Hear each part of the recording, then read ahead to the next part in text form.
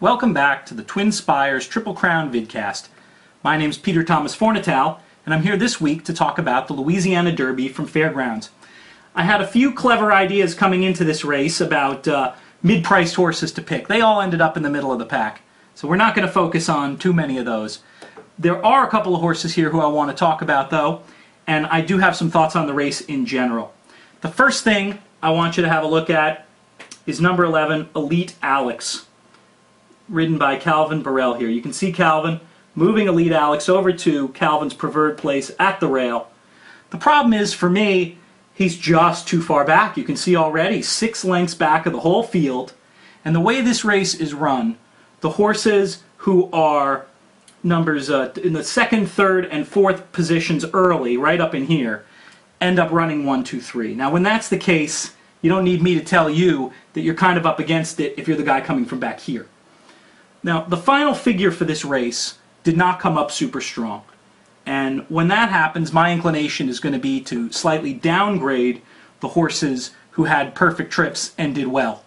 And that goes for both of the top 2 finishers who were pretty good prices. Pants on Fire, the 1, great story.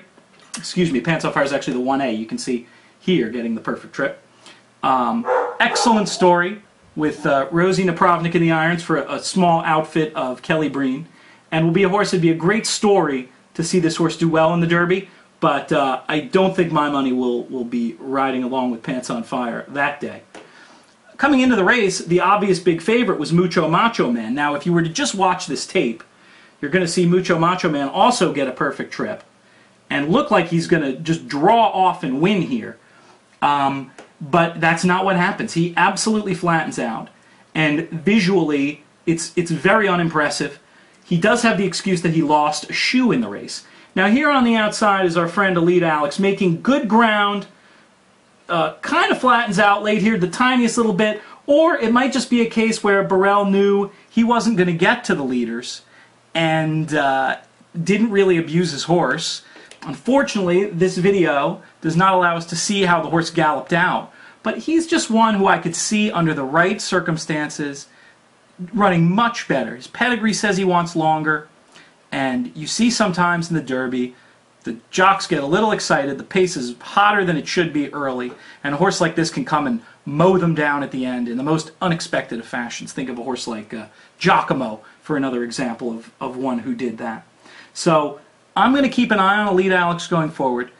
The information about Mucho Macho Man losing a shoe, I might give him one more look. And I'm going to downgrade the top 2 finishers, except for the fact of wanting to root for Pants on Fire and Rosie Napravnik a little bit for sport.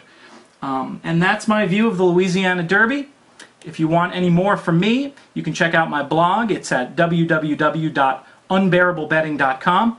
And of course, check back constantly to twinspires.com for racing action from across the nation, across the world even, as well as other news and analysis. I'm Peter Thomas Fornatale, signing off.